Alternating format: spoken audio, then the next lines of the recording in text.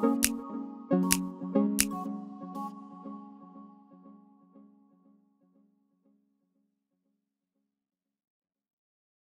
me, on behalf of the Catholic Parliamentary Liaison Office, welcome you. I'm Mike Pothier, the Program Manager of the CPLO. This webinar has been put together by my colleague, Lois Law, who runs our project on women, children, and the family and vulnerable sectors. Obviously, that includes people who are in prison. We're going to sort of split the webinar into, I suppose, 3 sections. The one will be the screening of the documentary I Did Not Ask for This, which deals with sexual violence in prisons. Then we will have a presentation from our speaker. She's apparently, I see from a WhatsApp message, having difficulty with connecting at the moment, but hopefully that'll be sorted out. And then, as usual, a period after that for discussion and comments and questions and so on. I think that it's been said in all sorts of ways, and I see Doreen has joined us, that the country's human rights situation is often judged by the way that it treats its prisoners, amongst other categories of vulnerable people. And if that is the case, then I'm afraid our country is in a bit of a bad position. We know how bad conditions are in many of our prisons, most of them, the overcrowding, and of course, the violence and the dehumanization that happens in various ways. This is an attempt to understand more of that and to get to grips with it. We're a faith-based organization. We always start our events, as those of you who are regular attenders know, with a short period of silence, just to invoke the Holy Spirit to be present with us as we think about these issues. And otherwise, if you're not inclined to invoke the Holy Spirit, just to contemplate on what has brought you to join us this morning and think a bit about the subject matter. So if you'll join me for a few seconds on that. Thank you.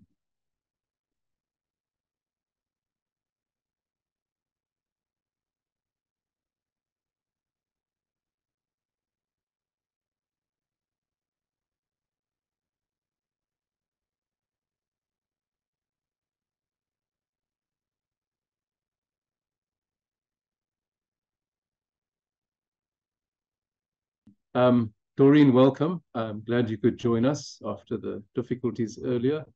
Doreen Gaura is a Senior Program Officer with Just Detention International, South Africa. And as you saw, that was one of the organizations that was behind the documentary that we've just watched. So Doreen is involved in training of correctional services officers and other stakeholders there, working in the area of detainee rights, doing research and advocacy work, and has experience of that both in this country and in Zimbabwe. Doreen, I'm going to hand over to you now to take us through some of the background to this and to tell us more about the other work that you are doing. So over to you.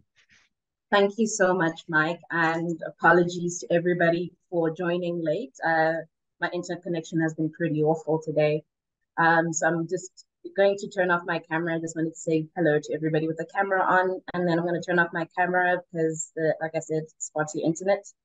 And Mike, is it possible for me to share my screen so I can make my presentation? Yes, you can. Okay. You can share. Right. Just give me a moment. Please let me know if you can see the screen. We can. Okay, yes. Perfect. Okay. Now let's see. Okay, I want to start the.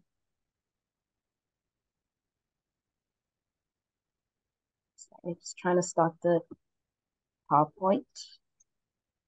But as I'm doing that, as Mike's already indicated, my name is Doreen Gaura, and I use the she, they pronouns, and I'm here on behalf of Just Detention International South Africa, or JDISA for short. And JDISA is a health and human rights organization that seeks to end sexual violence in all forms of detention. The work we do in order to achieve this includes holding government officials accountable. This involves advocacy and policy and legislative reform and development work. As Mike's already mentioned, we've also, which includes the work we did in the 2000s in partnership with the Department of Correctional Services to develop the policy to address the sexual abuse of inmates in their facilities, which was adopted in 2013. And we've been working since then to try and ensure that the policy is implemented across the DCS facilities across the country. We also conduct trainings with other oversight bodies, such as the Judicial Inspectorate for Correctional Services. We've done trainings also with child and youth care centers and religious and spiritual care workers that work in DCS facilities. We also work to promote public attitudes that value the dignity of incarcerated people. And we do this mainly by sharing, documenting and sharing survivor stories such as the one you've just watched. We also write articles and conduct radio and television interviews and do, make presentations on platforms such as this one to just try and raise awareness and shift attitudes. And lastly, we also work to ensure survivors get the help that they need and deserve. A lot of incarcerated or formerly incarcerated people struggle to access services due to discrimination. So we try and collaborate with various organizations. Some of them, you saw them listed at the end of the film, such as Lifeline Johannesburg and TVP in Limpopo, just trying to make sure that the survivors we work with can access services. So I'm going to now give a broad or general overview around carcerality or incarceration, and specifically in South Africa, but also just a little bit more very broad stroke as well around Southern Africa, around the continent broadly and globally. So South Africa has the largest prison population on the continent and one of the highest incarceration rates as well. We have 243 correctional facilities, and currently there's around 157,000 incarcerated people in South Africa, plus minus. As you know, prisons are highly transitory communities, so the number kind of is somewhere in that broad range. And then also prisons in South Africa, on the continent and beyond, more often than not, usually overcrowded and also understaffed. And incarcerated people around the world are drawn from and returned to marginalized communities. So for instance, globally, Black, Brown, and Indigenous people, especially men, make up the bulk of incarcerated people. However, in many countries around the world, in the last 2 decades, women have been incarcerated at a faster rate than men. And also, again, it's mostly Black, Brown, and Indigenous women. Prisons are notorious for being incubators of violence, including misogyny and queerphobia, because they are at their core patriarchal institutions. And numerous studies have found that most incarcerated people who have caused harm or have broken the law have themselves experienced abuse, neglect, systemic and interpersonal violence, and carry severe burdens of unaddressed trauma, as you saw in Tsakani's story. This image is to just illustrate, some of the conditions in some of the overcrowded prisons that we have in the country. This image was taken in 2005 by Michael Zabotsky, and it's at Pollsmoor Prison in Cape Town. And whilst this image is from 2005, which is a really long time ago, unfortunately, it's still quite representative of the conditions of overcrowding in the country's prisons.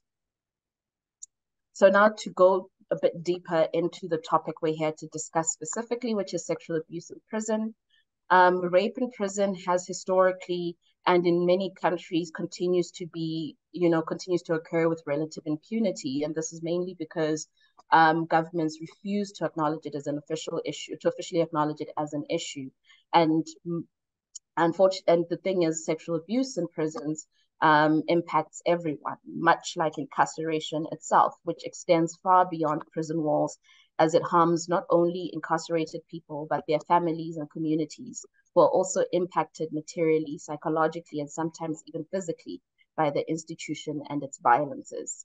Unfortunately, many people think that incarcerated people deserve to be raped, or that rape in prisons and other closed settings, such as police holding, immigration detention facilities, child and youth care facilities, as well as psychiatric institutions, somehow deters crime, or that it's not an urgent issue.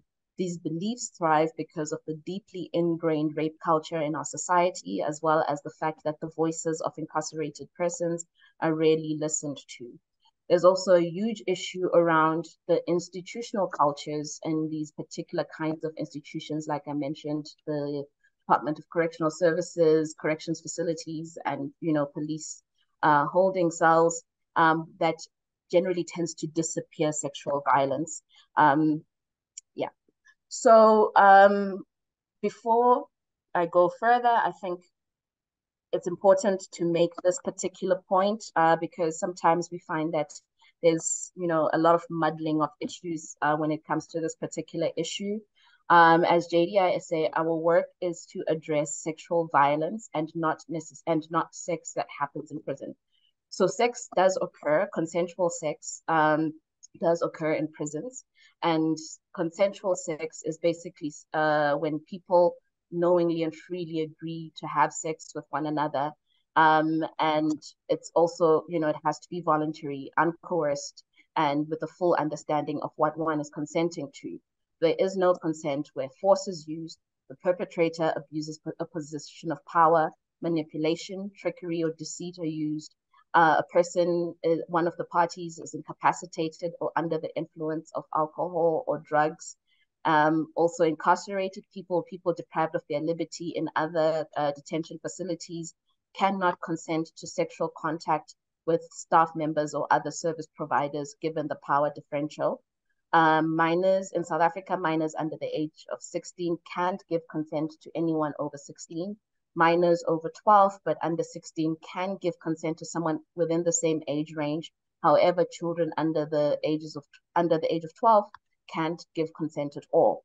Persons with mental disabilities also cannot give consent, but it's also important that even where consent has been given by those who have the capacity to give it, it can be withdrawn at any time. So anything that happens after the consent has been withdrawn no longer constitutes sex or sexual act, but constitutes rape or sexual violation. Sex between consenting adults of the same gender is lawful in the country, and discrimination against people due to their sexual orientation or gender identity is not. And however, we also do acknowledge that it can be difficult to draw distinction between consent, coercion, or mutual agreement in places of deprivation of liberty, precisely because of the nature of that environment. So who's vulnerable to sexual abuse in prisons and other closed settings? So there are particular groups of people or particular circumstances that exacerbate, particular groups or particular people's vulnerability to sexual abuse. This includes people who are incarcerated or detained for the first time, people of a small build or small build of stature, or people who are young or look young, LGBTIQ plus people, or people who are perceived or assumed to be members of the LGBTIQ plus community, people convicted for non-violent crimes, or people unwilling to use violence in the detention facility, people with mental or physical disabilities, people who are poor and do not receive many visitors, and people who are part of minority groups within the facility, particularly at high risk of being targeted for sexual violation. However, we must emphasize that even though these groups have a higher risk of being sexually violated, anyone in prison or other detention facilities can be raped. And so it's also important to also just know, because it's anyone can be raped. And we found that sometimes even people who have perpetrated sexual violence behind bars have also themselves at some point then become victims of sexual violence for various reasons. Sometimes it's because of gang initiation or internal gang conflict, for example, in the context of South Africa. This is an image of art that was done by incarcerated women in a Western Cape facility during one of the art workshops that we conducted. We conduct art workshops with incarcerated and formerly incarcerated women.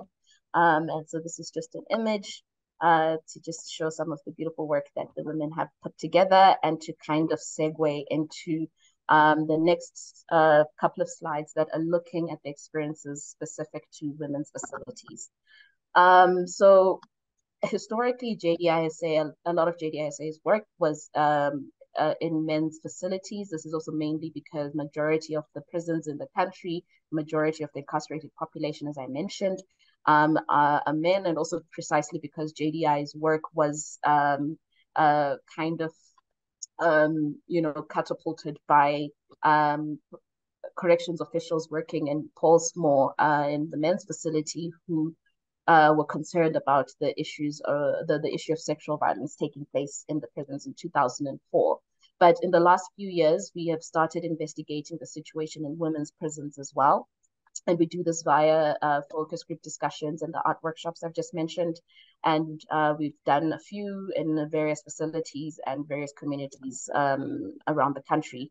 What we have found, the initial findings that we have so far, is that many women who are incarcerated or have been incarcerated have experienced sexual and gender-based violence prior to incarceration. As we know, prisons in general hold the highest concentration of survivors of sequential abuse, and women's prisons in particular have a high number of sexual and gender-based violence victims. And for many of these women, the violence is a direct cause of their incarceration. So just to look at what we have found to be the occurrences, particularly so in relation to staff and inmate violence, sexual violence, as well as inmate and inmate sexual violence. Before I get into that, I also just wanted to make a note that in South Africa, all staff in women's facilities are women, but this doesn't mean that sexual abuse cannot still happen. This is because sometimes men still access those facilities, male staff still access those facilities, but also women themselves with female staff can also be perpetrators of sexual violence. In the US, which because they actually, actively conducting research and studies around this, which is quite different from what's happening currently here and also the rest of the continent. Studies over, the last 2 decades have indicated that staff and inmate violence in both men and women's facilities is mostly perpetrated by female staff. And when it comes to inmate or inmate sexual violence, it is more prevalent and is more likely to occur in women's facilities. So with regards to staff on inmate violence in South African prisons, or South Africa's prisons, what we found is that it usually occurs in the form of unprofessional strip searches. So this is frequent, unnecessary, and unauthorized strip searches that are reported to take place in women's facilities, which also involve a lot of groping, unwanted and unnecessary and abusive touching and groping. There's also a tendency apparently amongst staff to control and coerce incarcerated women by limiting their access to sanitary pads, which is a huge issue in women's facilities, precisely because they struggle to access sanitary pads. They're distributed by the facility and they cannot get them from family, but the distribution has been reported to be very low, and sometimes even corrupt officials do not give these freely to the women. They sometimes sell them in some instances. And also the sexual violence manifests via sexual comments and verbal abuse. Amongst incarcerated women, the women who are likely to be targeted are women who are quiet and timid and scared, women who are poor and have no visitors. And this is a particularly important point precisely because there are very few facilities for women in the country. I think it's about 3 out of the 243 that I've mentioned across the country. So this means that a lot of incarcerated women are held in facilities that are far from their communities and from their loved ones. And most of these women come from very poor and very marginalized communities, so their loved ones cannot easily visit and access them, which then increases their vulnerability to sexual abuse. Women who are drug users, as well as trans and gender non-conforming women, are also reported to be at particularly high risk. So on this slide, I just want to just give an example of how the dominant cis heteropatriarchal culture that exists within our society also, exists within women's facilities. And just to unpack that a little bit, the term cis heteropatriarchal, in case it might be unfamiliar to some, it is basically, so cis is basically, for people whose gender identity is aligned to the sex assigned at birth. So people who are not trans people. And hetero is basically short for heterosexual, and the patriarchal is basically the societal norms that state that men are superior to women and that men can dominate women. So basically, it is the culture that is pervasive across society and not just in carceral facilities, but we find it, being reproduced in these facilities, including facilities for women.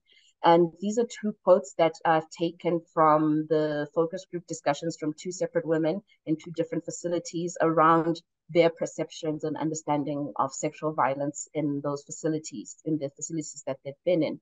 And so the first one says, when I was there, I never know rape took place. All I know is that lesbian relationships, sometimes some people have been forced into lesbian relationships and it's forced through threats. Then the other woman says, they might say yes to get financial support and survival. It's situational. People who are scared of the person proposing a relationship might say yes without meaning it. So what is particularly interesting about this is that at the beginning of the discussion, the women would say that sexual violence or rape does not occur in women's facilities. But as we speak to them further, as you can see, what is being described here is clearly coerced and therefore automatically sexual violence and rape that has taken place. And so this is how also sexual violence, like we mentioned, the culture disappears it. It's the interpretations and understandings of the different dynamics and how they're actually, sexual violence as opposed to being benign or just slightly uncomfortable in the situations. This is Asavela. She's a trans woman and a sex worker whom we work with and who's a member of JDISA's Survivor Council. She has been raped by police on many occasions, and this is also just to give an example of what I mentioned earlier, that when I said that people who are deprived of their liberty cannot consent to sex with representatives of the state, with officials. So this is one example of the different ways that rape also takes place against the rape of women takes place in South Africa. Then this is, whether it's trans or cis sex workers, this is a very, very common occurrence where police will target where sex workers operate. They will go pick them up, throw them in the back of the van, sometimes even in the cell, and force them to have sex with them if they want to be released or released without being charged. And so just to also just to also speak a little bit on the experience that is specific to LGBTIQ plus people that we found, is that, for instance, sex and violence in DCS facilities, as I'm sure in other detention facilities or places of deprivation of liberty, there's a conflation, there's an incorrect and harmful conflation of particular phenomena and terms. So, for instance, the use of the word sodomy, which is used, quite a lot amongst DCS officials, is often then used to refer to any same gender sexual engagement, whether it's consensual or not. And this is a problem because it creates confusion and engenders hatred and discrimination against LGBTIQ plus people and reinforces misogyny. It increases health risks and toxic notions of masculinity and creates a victim hostile environment, which reduces the chances of survivors reporting rape when it occurs.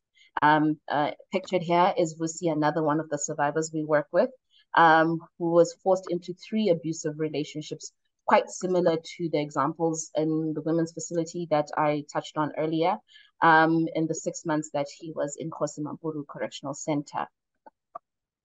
And then also what we need to understand is that ignoring this violence within consensual and forced same gender couplings behind bars is informed by queerphobia, homophobia, and misogyny. Because again, like I mentioned, these relationships are either not taken seriously or the dynamics are incorrectly flattened or conflated into. So there's like a muddling between between violence and consensual relationships. Also, what we know is that rape or the threat of it are often weaponized, so used as a punishment or commodified within corrupt practices by state officials against LGBTIQ plus people. And so, not only is this corruption or sexual violence, it's also recognized as torture, under international law. So basically, where if a government representative or official in a facility either directly facilitates or is aware of and ignores sexual abuse that's taking place in the facility, that constitutes torture. Pictured here is Nwaho, a trans woman who was raped as a child in a police cell. She was 12 years old. At the time, Nwaho identified as a gay boy and was very effeminate. Nwaho had picked up a discarded SIM card, which later on turned out to be a SIM card that was discarded by somebody who had stolen a cell phone, and took that SIM card and would sometimes, use it in their older siblings' phone. So the police traced the SIM card, came home, there were no adults around, found Nwaho with the SIM card and apprehended Nwaho, and which is already an unlawful detainment, and took Nwaho to the police station. And because Nwaho was very visibly queer, the police made derogatory and abusive comments against Nwaho and deliberately and intentionally put Nwaho, a child, into a police cell with adult males. And in order to punish Nwaho, Nwaho spent a whole weekend in that police cell and was raped throughout the weekend. And unfortunately, Nwaho contracted HIV from that horrible and horrific experience. So this slide, I'm going to be looking at common or typical reactions during rape, and we think it's important to share and understand this, particularly for folks like you who work who are religious or spiritual care workers, precisely because we found that religious and spiritual care workers are amongst the people more likely to be approached by incarcerated people.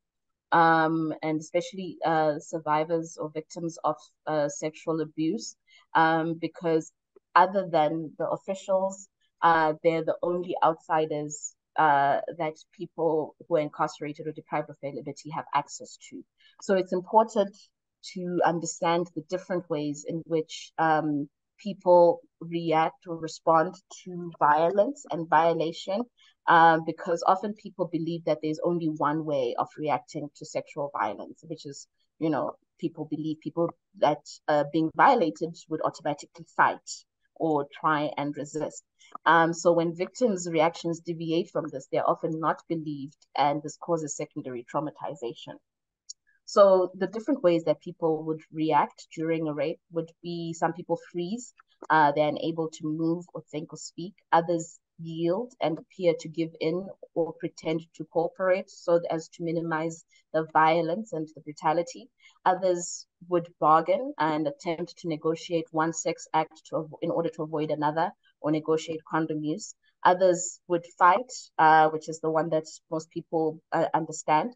And the other people would then also even have a sexual response, which is this is the one that is most controversial and often dismissed by people. but people who are being raped, sometimes some people do get a sexual response which ranges from signs of arousal to an orgasm, and this is just the body just naturally responding to particular stimuli. As people who would be approached or could be approached by survivors and expected to provide support in the community or inside places of deprivation of liberty, it's important to look out for certain things and to know what things to look out for. Some of these things to watch out for with regards to people who might potentially be in an abusive situation or have experienced abuse are, thoughts of suicide or plans or actions to die by suicide, as Tsakani's mentioned, and this is very common amongst the various survivors we've worked with, that they've mentioned that, they have experienced thoughts of suicide, or some have even tried to die by suicide. There's also a tendency, some people pretend nothing happened, or they're in denial. Self-harm is also quite common. Risky behavior, particularly risky sexual behavior, using alcohol use and drug use, spacing out, intense fear and anxiety, and a change in behavior. Some become more aggressive, others become more withdrawn, others become excessively or compulsively hygienic, and others become, less hygienic. So there's different responses and reactions to look out for when you're dealing with people who've survived sexual violence. As Tsakani also mentioned, so I won't spend too long on this particular slide, that reporting rape in places of deprivation of liberty is very difficult for survivors, as it is in society generally. Broadly, we know that there's a huge issue of underreporting in broader society, but also in prison specifically. This is also an issue, also because, rape is taken for granted. Rape behind bars is taken for granted. People believe that it's a normal part of prison life. There's also the fear of victimization, like what Tsakani experienced, and others fear actually being targeted by other perpetrators and predators. Staff also lack the capacity, again, like Tsakani's already mentioned, that the staff, DCS staff aren't trained to actually address and deal with this particular issue. Majority of the training at college usually focuses around, prevention of escapes. So there needs to be training that's conducted, as Tsakani indicated. There's also the assumption that reporting will make no difference. And also, people don't report because people do not realize that the rape of men is a crime in South Africa, or that women can also be perpetrators of rape. Again, like we saw in the case of in the quotes earlier in the women and in the women's facilities, is that people do not even recognize certain violence as rape. LGBTIQ plus people are always assumed by staff and incarcerated people to be willing, so they're often dismissed when they do report, and survivors fear being made fun of or humiliated. This is just a picture of Tsakani. So, okay, just to getting close to wrapping up, why should we care? So whether committed in the home, community, or in prison, rape is a crime. Besides shame, post-traumatic stress disorder and depression, many survivors contract HIV and STIs and some unwanted pregnancies, and many survivors become vulnerable to death by suicide. Protecting people deprived of their liberty from violence and HIV forms part of the government's obligation. People who have experienced or are experiencing sexual violence behind bars are typically unable to get the help they need to be safe and start healing. Instead, they're often targets of yet more abuse, humiliation, dismissal. Even upon release, survivors face numerous obstacles if they attempt to access support. They face discrimination, and some organizations and service providers are unwilling to work with them precisely because they've been incarcerated before, and especially if they're men. For people who are detained or who work in detention facilities and either observe, experience, or indeed even those who perpetrate this violence, misogyny is reinforced, and they often carry it with them when they return to their communities. So, for example, and this is what we picked up from our work in men's facilities, is that to be sexually penetrated as a man marks one as a woman. This is a belief that's strongly held by incarcerated people and also even officials. This is a quote from a young incarcerated person in a juvenile facility in Johannesburg. If you've had sex done to you, You are now a woman. There's nothing we can do for you, and we don't care. When you walk past, people want to touch you and threaten to rape you. So what this means is that the gender dynamics of rape in prison, whether it's in women or men's facilities, mimic the misogynist and queerphobic gender dynamics outside, keeping rape culture firmly in place and undisrupted. This is an image from one of the trainings that I mentioned that we did in one of the DCS facilities with officials. And to close off, what needs to be done? For countries that haven't already done this, there needs to be an official recognition of rape in detention facilities and putting in place a legal framework and policies and systems to address it. In South Africa, where this already has occurred, there needs to be full implementation of the policy that I've mentioned, and each correctional facility must fully publicize, implement, and adhere to this policy. Staff and volunteers in DCS facilities must be screened, but not just DCS facilities, also police in SAPS, in Department of Health, in Department of Social Development for Child and Youth Care Centers, and also Department of Home Affairs for the immigration detention. They must be screened. There must be a regular and thorough assessment of security in all sections. Detention staff must be regularly trained and sensitized on the issue and policies. And for others, such as yourselves, when survivors approach you, you must listen and believe with compassion and sensitivity. For all of us as civil society and activists, we must raise public awareness and shift negative attitudes and perceptions towards incarcerated people. We must promote partnership between health workers, psychosocial support service providers, and security staff, and educate all groups on the various needs specific to survivors and vulnerable groups.